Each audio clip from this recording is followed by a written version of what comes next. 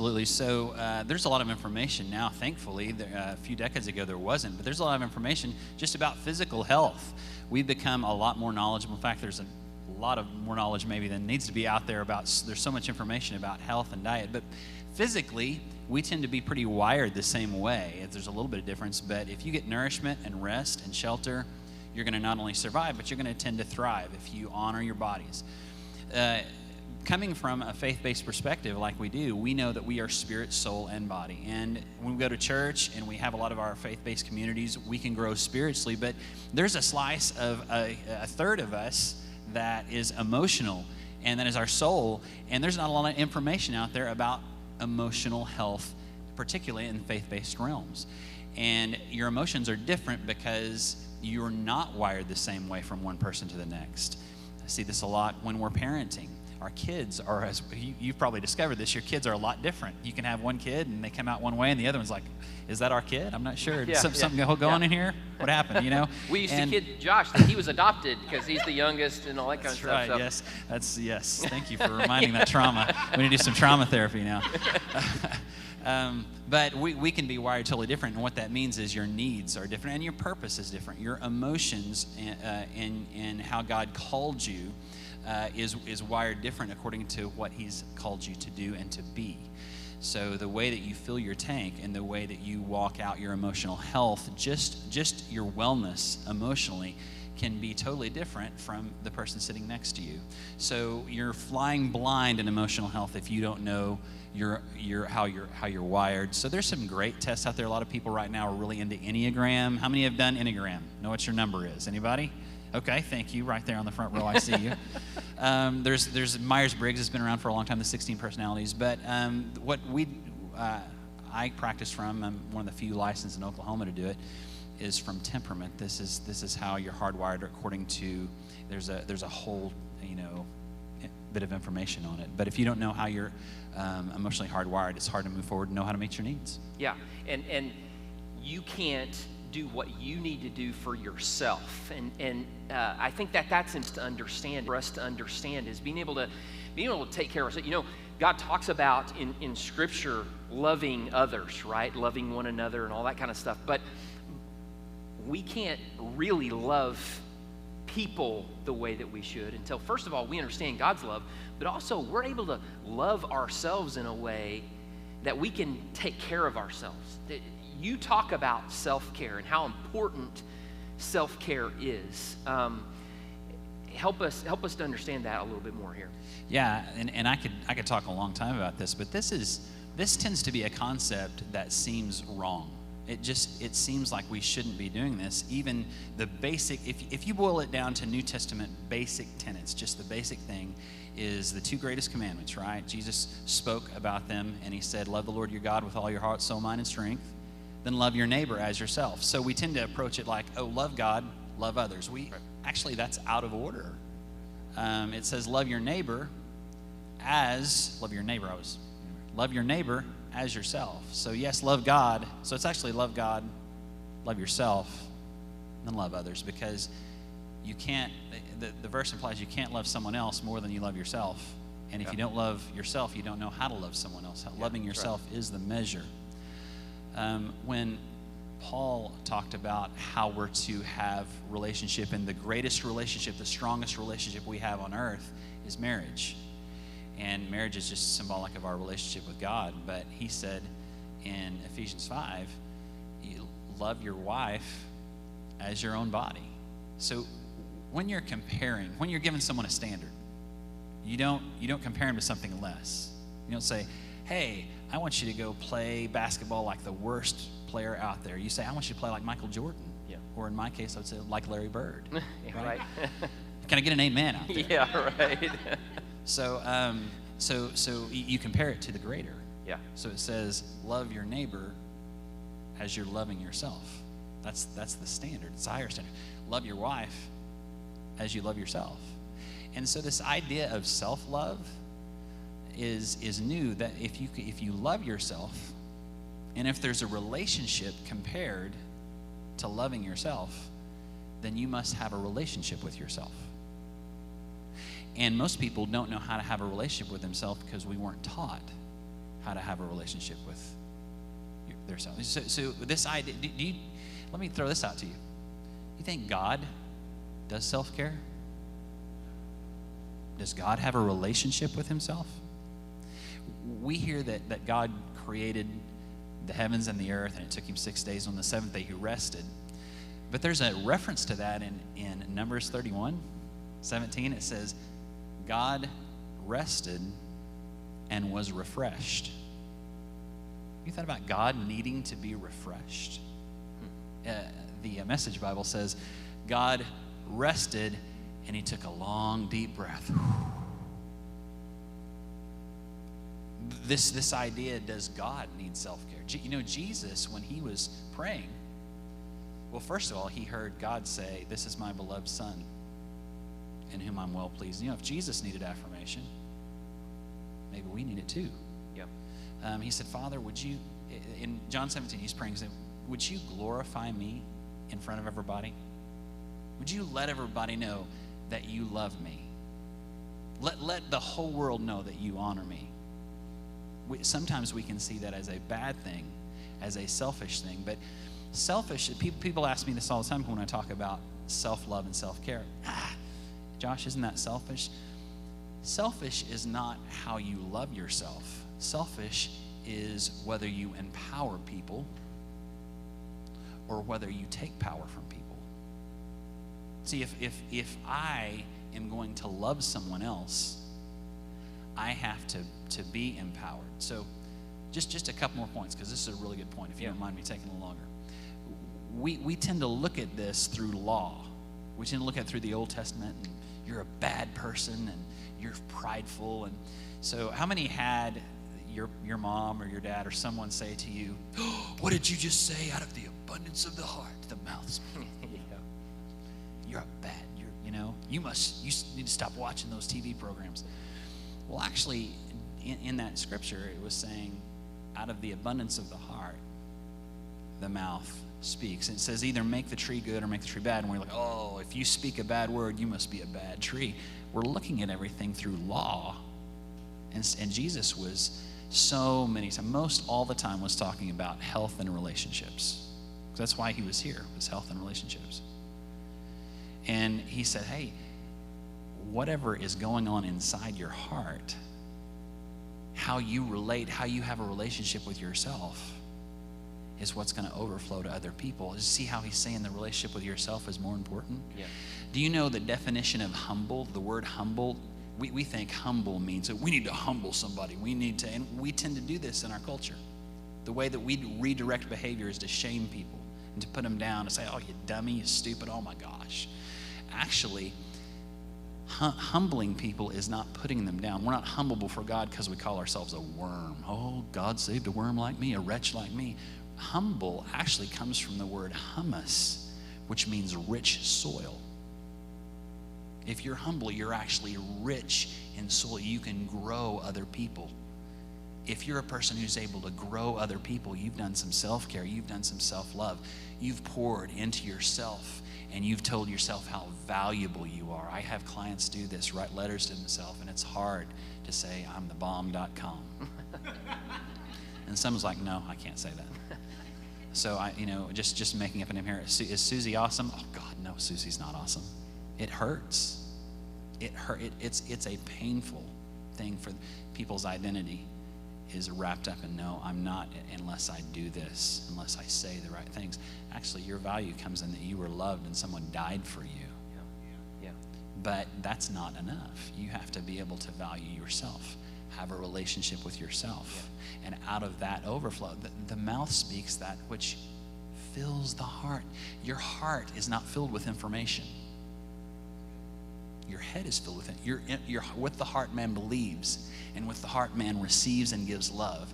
What needs to fill your heart is love and belief about how awesome you are and how rich you are. That's how you enrich other people. Yeah. Anyway, I can continue on. That's excellent. And we, especially in our culture, we don't do this well at all. And I think it's probably the reason there is so much stress and anxiety in our culture today is because we have to strive to be something we're not. I mean, God created us specifically the way that he did, and we're not a mistake. He made us, but we're constantly striving to be, better, so that people see us as better, or whatever it might be. And so we have in turn a lot of people in our culture that deal with stress and anxiety on a level that's beyond what we've ever seen before. Are you seeing a lot of that in what you do? Absolutely. I mean, of course, the stats are out there. You can look at the statistics. You can Google them, and the American Association of Mental Disorders.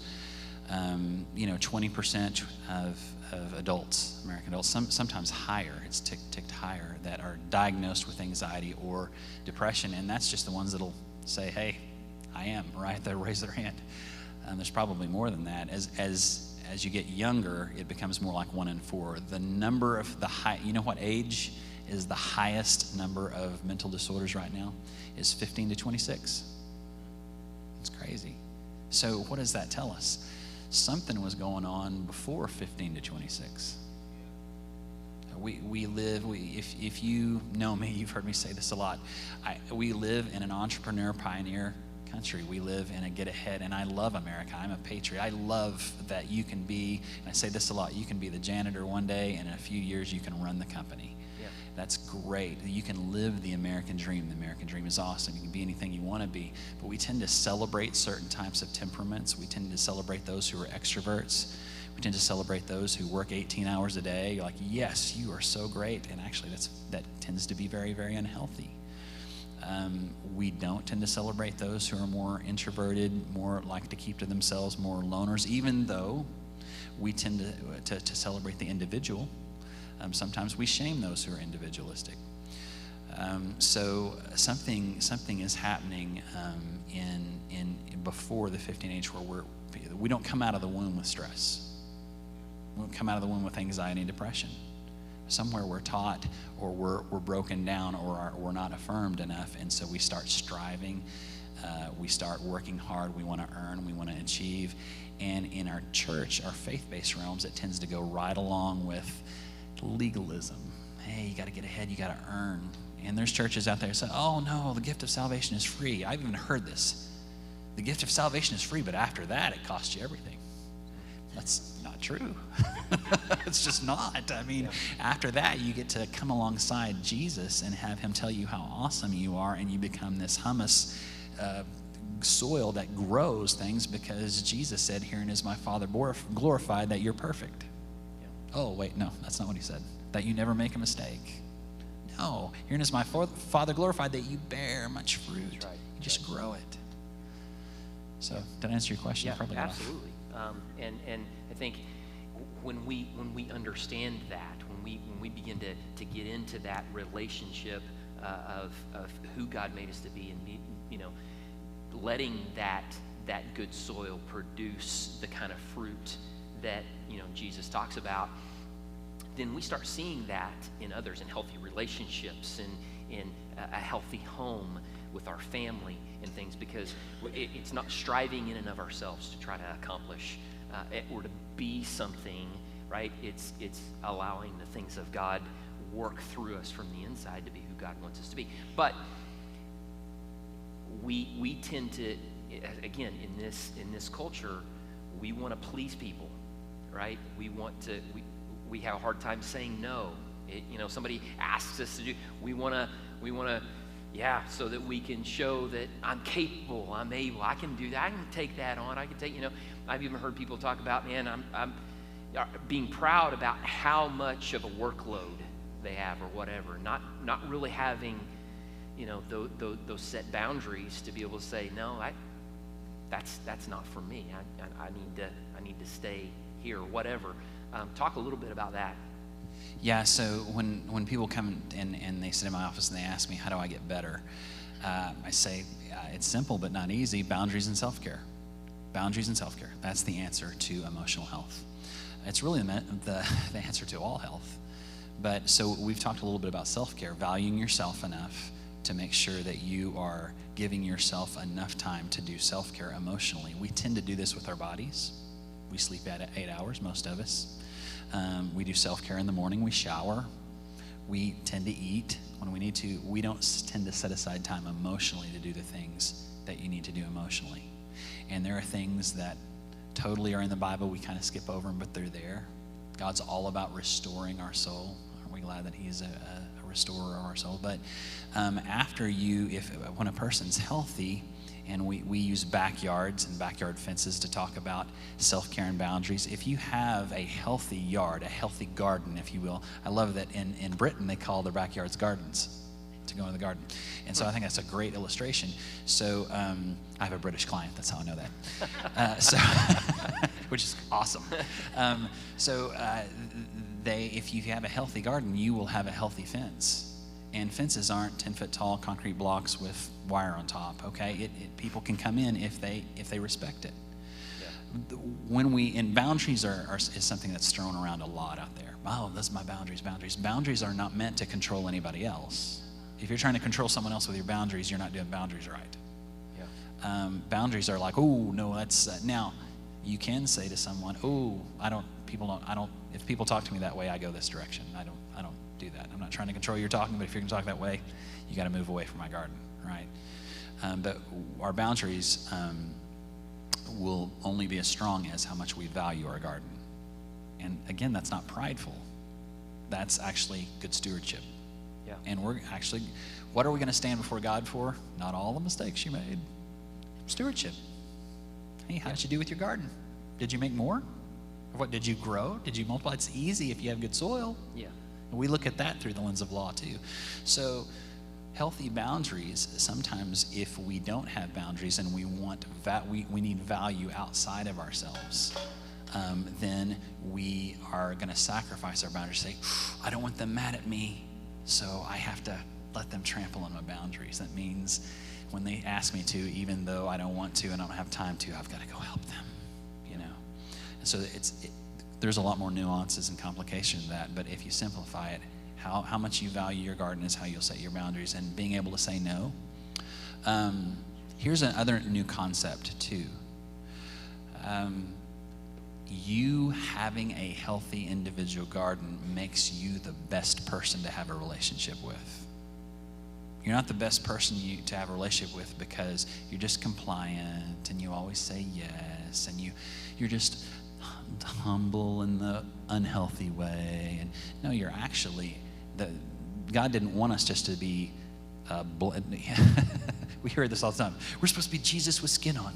Just be Jesus with skin on. Little Jesuses. And that's not, Jesus' work is done. He said it's finished. He sat down. He sat down at the right hand because his work is finished. He wants you to be you with skin on. Yeah. And even Paul said, we're members of one body, but we're individual parts. Why would you want to say, I'm the foot and you're the hand, and we need to be the same? And because we're individual and we're awesome in our own identity, that's what makes us awesome to relate to someone else. We will be unhealthy in our ability to relate to other people if we don't know how valuable our own yard is, if that makes sense. Yeah. And you know, this works for all stages of life, right? I mean, young people, they need to grasp this, understand this, to be who God wants them to be, so that, you know, they can find, you know, and be ready for the spouse that God has for them. Trying to work at that, for that, outside of the context of the way that God designed it, really just leads to a lot of hurt, a lot of anguish. And as we parent our kids, teaching them, listen, being the best version of you is the best preparation you can do for the future that God has for you with whoever that is, right? And I think in parenting our kids, it's challenging, especially these days, to be able to encourage them in these ways. I'm so proud of our teenagers. We have a great youth group here, right? So proud of our teenagers, but God is working in them in some really cool ways. But what are you seeing in especially the young? You talked about that age group that's really needing something because, man, society's pulling them in all different directions. Yeah, it's such a great topic. So let me just start here, because boy, I could talk for a long time about this. When I say that we have our own yard, it's not that we don't need people, because we get our needs met from others. That's God hardwired us for a relationship. That's why we're here, is for a relationship. But we don't get our needs met by demanding or by manipulating. We get our needs met by asking. Jesus said, you have not because you ask not. Even in our relationship with God, we have a yard and he has a yard, okay? So if someone says no, well, I'll probably move my yard around people who will say yes. It is a very healthy, vulnerable, courageous thing to ask for what you need. When we're parenting, when kids are young, they don't come out of the womb with the ability to have their brains developed and everything to know how to relate. So fair or unfair, right or wrong, they take their identity from those who raise them. What do I mean by identity? Their value of who they are. And fair or unfair, right or wrong, you can disagree with you if you want, but the stats are pretty much there. Somehow, some way, the father has just a little bit more influence. Mothers nurture, and that gives value, and that gives identity too, but the fathers have a lot of influential power. They just do. Yeah. So we are responsible for building little yards, little self-care identity and boundaries for them, and not our boundaries. That we should be developing theirs. It's James Dobson's the authority on, parenting and a lot of Christian psychology for years. Love and discipline, right? Well, self-care and boundaries. But we tend to get busy. We're guilty of it. We tend to parent the way we were parented, and we still parent like we're on the Oregon Trail. You better suck it up, or if you panic, you'll get the whole camp killed, the whole wagon train. So, like I say, John Wayne will shoot you for that. Yeah. He will. It's not the time to cry a puddle and unpack your emotions when you're storming the beaches of Normandy. Yeah. But we tend to live all of our life like those high crisis times where authority is demanded. There is a reason we have authority. God's endowed us with authority to have power. And with that great power comes great responsibility. Heard that before. Yeah, and I use that analogy a lot. But we tend to use authority to grow little growing people, and it's not based on authority. It's based on empowerment and enrichment. I'm a parent, guys. I know it's not easy, especially when you have two people that are just complete opposite, and one that's just knocking over every lampstand in the house, and but kids come out and they're very individual. The most misunderstood child that I see is the highly independent child. They're introverted and independent, and it comes off as disrespect and rebellion. And so there are a lot of techniques. I can't give them all up here, but you have to be able to you don't take your boundaries away, but you have to give them boundaries while empowering. Now listen, there's grace for mistakes, parents. We're going to mess up. We're going to mess up. Thank the Lord there's grace. Thank the Lord there's grace. We all mess up. It's not about doing everything perfect and never yelling at your kid and all of that. It's of course, that's not good to yell at them, but it's about overall empowering them, and you can't do that unless time spent. In a garden, you can't just grow a garden over the side of the sidewalk here. You have to create space for it. So boundaries are not just about guarding your yard, it's about creating space. I know people have great boundaries and their yard's about that big. Their yard for their self-care. Have you created space for self-care? Have you created space in your relationship with God to let God just come love you and tell you how awesome you are? Most people don't even know how to hear that. Yeah. And the reason they don't know how to hear it is because sometimes as kids, we weren't just showered with love. And so again, I'm not throwing any stones. This isn't about judging or making anybody stir up bitterness or unforgiveness. But kids, just even mainstream psychology, apart from faith-based, will say most of your core beliefs are written in your brain, your subconscious, before the age of 7. So that concrete that they're going to just have the foundation of their life on is going to be laid in concrete in their subconscious, and they'll start operating their lives out of that, and they don't even know it. And people come to me, and we have to trace trauma down to somewhere before 7. They won't know what's happening because their logic can't unpack the concrete that's laid down on the foundation, but they'll be tripping over rebar sticking up. But your feelings can feel it. That's why you hear psychologists, you hear therapists say, how does that feel? How's that feel? When stand-up comedians make fun of them, how does that feel? But the reason is because you trace a feeling to a belief. Your beliefs are a lot more tied to your feelings and your love than it is your logic. Your logic is more by your environment you grew up in. But we don't have to be perfect, but we do have to start creating little yards and little people who know how valuable they are, and then they will start taking ownership and responsibility when they know the value of it. There's a lot we can talk about. There's so much, and there's no way we can unpack or get through, even a small portion of all this, because there's really so much. But here's what I want you to challenge us with before we kind of conclude today. Let's say there are those out here that this stuff is new to them. Maybe they're feeling some things that I need to do better in some of these areas. What are a couple of things that you would say right off for those that just say, man, there's some things that I know I need to do better. I know I'm not healthy in some areas of my life. What are some of the first steps to help us start getting in that place of better health, emotionally, relationally, all across the board? Go to counseling. No, really, seriously. I mean, it's shamed to go to counseling. You're the third grader that's pulled out of the classroom in front of everybody because you can't read yet if you go to counseling or therapy, and that's just not true. You go to the dentist 6 times a year, you go to a wellness checkup to the doctor, and you go to counseling. You go to therapy. It's not a shameful thing, but we shame it because we tend to shame emotions like they're dramatic or childish, and that's the dumbest thing ever. Emotions are a third of who you are. That you process information, you connect with people. You have to, so that being said, you create space to sleep, you create space to eat, right? So create space for your emotions.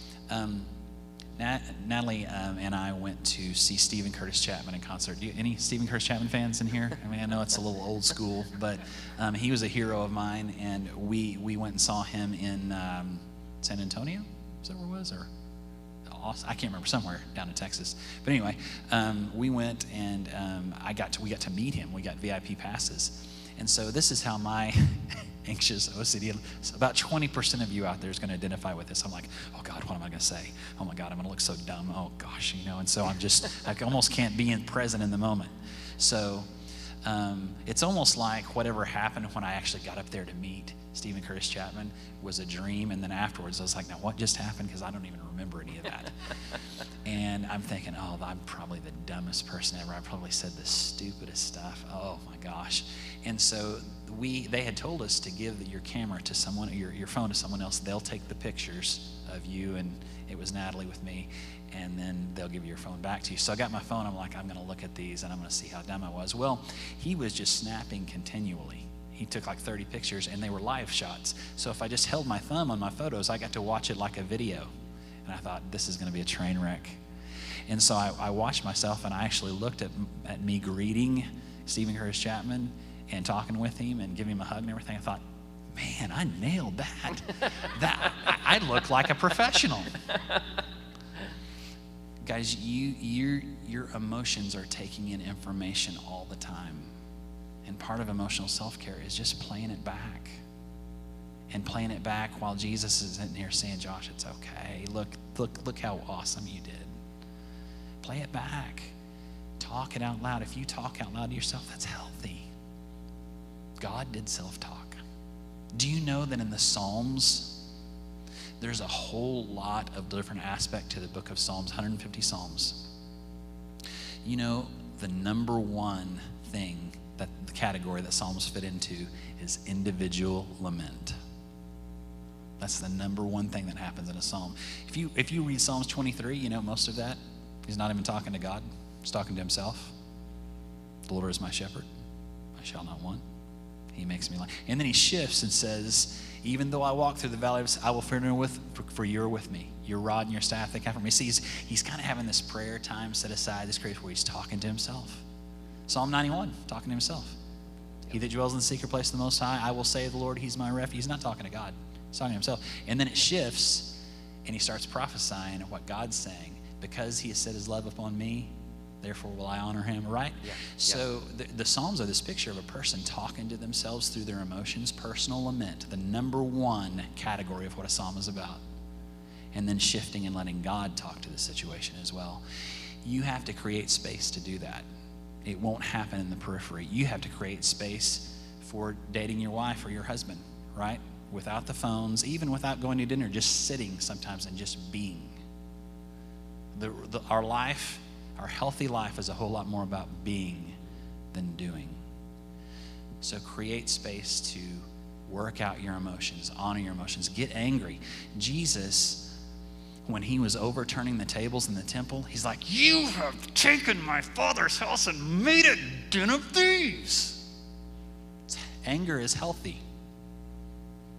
Being angry that tries to get your way and manipulate people, unhealthy. Harming someone, harming yourself, unhealthy. Anger, very healthy, because it helps you process information. Jesus did it several times, and he said out loud what was going on, why he flipped them tables over.